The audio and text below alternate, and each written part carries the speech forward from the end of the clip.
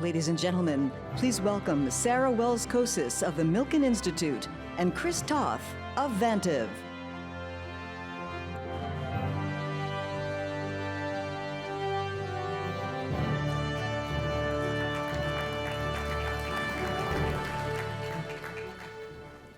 Hi, Chris. Hey, Sarah.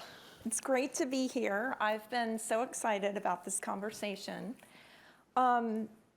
As we know, we're here at the sidelines of the United Nations General Assembly, and it's a real opportunity to create heightened awareness about kidney disease. And so it's a really significant global health issue. 850 million people worldwide, and that's about 10% of our world population. So at the Milken Institute, we've led some research, and we've heard repeatedly how much kidney disease is characterized as a silent killer. Mm-hmm. It typically has no signs or symptoms at the early stages. But then by the time the symptoms appear, it's almost too late because it's almost advanced and the damage is irreversible. So I just wanted to start the conversation talking a little bit about from your perspective. I mean, you're the CEO of Vantive. It's a company that has a 70-year legacy in kidney care. And you come from a really unique background. You have deep expertise in this space. So I was hoping that you could just start by talking a little bit about what's different about this moment in time for kidney care. Yeah, great, and you know, great intro into the real challenge and threat that kidney disease brings. I think maybe even to start there, and then I'll double click a bit into Vantive and connect a few dots. It's underappreciated that by 2040, it's projected that kidney disease will be the 5th largest killer in the world. In fact, a fact that is not also known so well is if you're a woman that has end-stage kidney disease, you're 3 times more likely to die than if you're a woman diagnosed with breast cancer. And so this point of it being a silent killer, the way I've thought very much about kidney disease is it's silent till it's not. And then it's like a locomotive coming through. Mm-hmm. It just changes everything in terms of its impact. And so to maybe then venture into Vantive and connect some of the dots and you know, probably as a pivot point as to why this time is different, both for the disease, but then very specifically the mission and work that we're on, is that the time is different because of some of the statistics I just shared. We are at a seminal moment where if we don't do something different, the magnitude of impact, we will have missed an opportunity to save human life. We will have missed that opportunity. And shame on us if we do. And from a Vantive perspective, so as you noted, Vantive has a rich history, but it's also a new company. You say, well, wait a second, 70 years, new company, rich history, what does this mean? Baxter International is a very well storied and known medical technology company, and Baxter actually had some foundational inventions around home dialysis, the ability to perform dialysis in the home, as well as other ways to perform dialysis. And when you think about kidney disease, as kidney disease progresses, you reach a point of what's called end-stage kidney disease. The patient's kidneys stop working. And as they stop working, dialysis is needed to clear out the toxins that are in the patient's bloodstream. Without that, you cannot live. Your organs will shut down. And Vantive was essentially the kidney care portion of Baxter, and there was a decision made to separate out the business into a standalone independent company. And as of the beginning of February of this year, we are fully independent. And what that's meant for us is now we wake up every single day with a pure focus on vital organ therapy.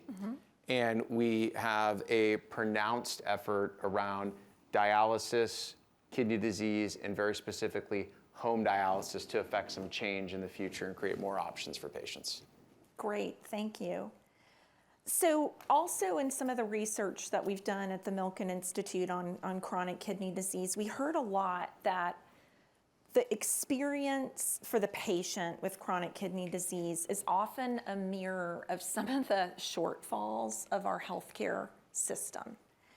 And so I'd like you to talk a little bit about some of the key challenges that you're seeing right now in healthcare systems in terms of treatment. And as you look in your leadership role, like, is there a way that the landscape can be reshaped? I mean, how are you feeling about that?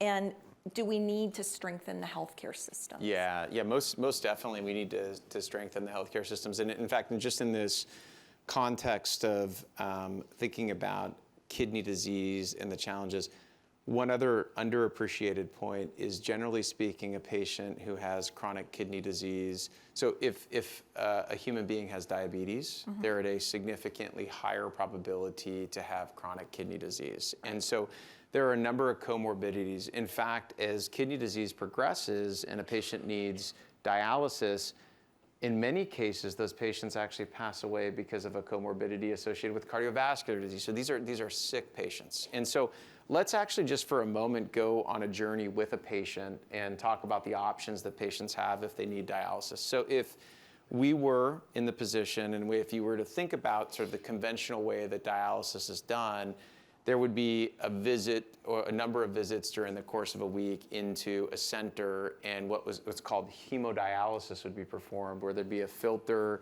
a patient would be set up in a chair, and then there'd be blood that circulates out through the filter, removes the toxins, and the blood goes back in. The patient's life is largely comprised of thinking about getting ready to go back for that dialysis treatment. And then post the dialysis treatment, on the day of that treatment, they're very drained because you've had all your blood taken out of your body. And then the following day, there's a cognitive malaise and almost psyching back up to go in again. So sadly, for many of these patients, they're living, but they're not fully alive. Yeah. And what has happened with home dialysis, and specifically the technology that was invented by Baxter and is now a focal point for Vantive, is we're trying to just redefine what the future can be for patients who have end-stage kidney disease and how they get their therapy. The therapy is actually performed overnight while the patient sleeps. So this is our most innovative, newest generation set of capabilities, where while the patient sleeps, they actually have a catheter, and there's solution that comes in.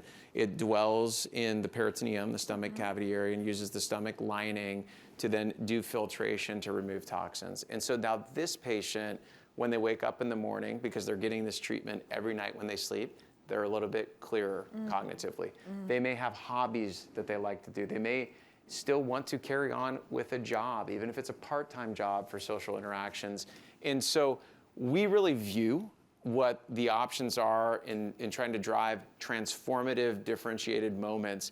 It's a combination of looking at what's the clinical outcome you're achieving, what's the quality of life associated with it, and what's the societal impact and the psychological impact for the human being. In fact, many patients who are getting home dialysis care can even travel, and that's not a luxury that exists for many who are going into the clinic each day. Wow, thank you. Well, let's shift the conversation a little bit now to talk about innovation. You know, we're in a digital revolution. Everybody's talking about AI. Other digital solutions. Can you just talk a little bit about what Vantive is thinking about in terms of leveraging types of technologies?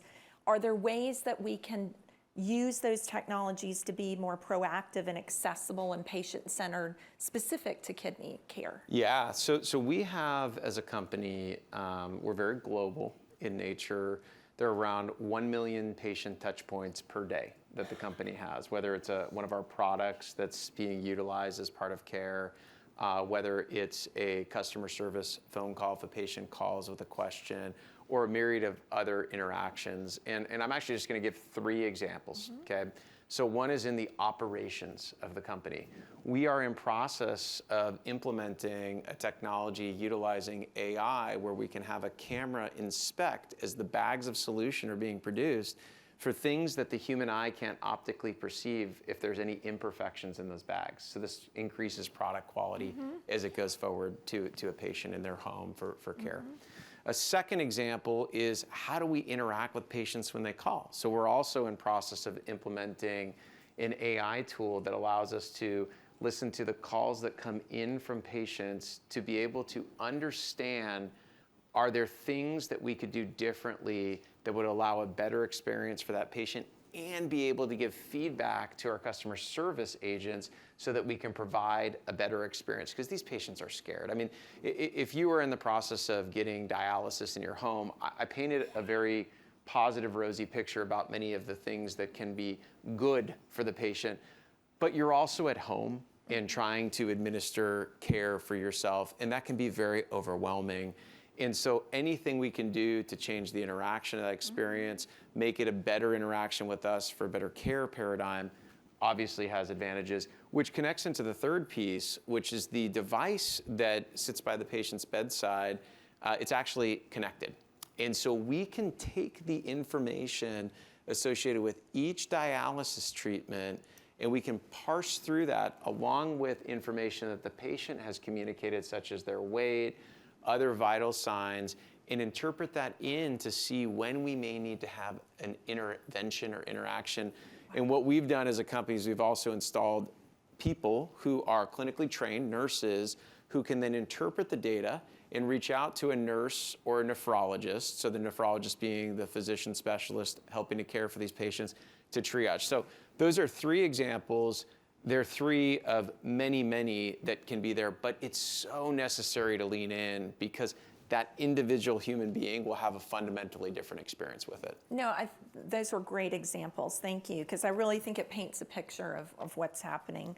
Let's talk now a little bit about the need for collaboration across sectors. So when I think of kidney disease, I think about all the intersections with health systems. You just mentioned multiple settings of care. We haven't talked much about the payers and who's financing this. And you're an innovator. So I want to hear a little bit about cross-sector collaboration. I want to know, what's giving you optimism right now? Yeah. Because I think we have to all be in. And where do you see some of the most untapped opportunities? That's a great question. So I just put it into innovation, education, and evidence. So on the innovation front, what's giving me the most optimism is I think we practically understand the way to change the experience for a patient to receive home dialysis and to be a better partner as a company, not just to the patient, to the provider. And the technological execution abilities are here. We actually are operating in an era of new ways that digital can apply and speed to innovation, quality enhancements, et cetera. On the education side, this is maybe a bit more internally looking. As a business unit inside of a larger company, and I actually joined to do the carve out and establish Vantive as its own company, what I saw was there was not necessarily enough available resources and time to do all of the work and target education for each individual country and find what the right needs and opportunities are to make an impact. Whereas this is what we do every single day. This is all we think about. It's all we think about. And so even here at the UN General Assembly, there are chances to have these discussions with different heads of state, ministers of health, to talk about how can we programmatically create something. And that ties to the third, which is evidence. And so you want to have both this, here's the innovation and the impact it should make. Let me educate, but now let me show you the evidence where you can reduce cost to health system, where we actually have amassed some of this information and evidence that shows you can reduce cost per patient, you can reduce the number of ER admittances, et cetera. And then we can work, and this sort of rounds it out, with different entities and specifically governments to create the right reimbursement system, structure to support better adoption at home, because there's a lot of heterogeneity around the globe. Great, and I'm all about evidence, so I'm glad that you're building all of those cases. So we only have time for one last question. As I started out, at the Milken Institute, we consider chronic kidney disease an urgent public health issue. We think that it requires a whole of society approach. You talked about that just a minute ago, about the cross-sector collaboration. So let's just end by, what bold changes are you hoping to see in kidney care, and is it doable worldwide? So simplistically, I actually take it, so you think the macro view you just articulated, but it comes back to me that we need to do our jobs as if the patient is our mother, father, brother, sister, or child, because it's someone's. And so in that context, the bold change is that there's enough education, awareness, and the technological ecosystem to give the choice to the patient to understand what they can do to navigate the challenges with kidney disease in their future. Great way to end. Thank you so much. This was such an informative conversation, and thank you for all your leadership in the field. Thank you.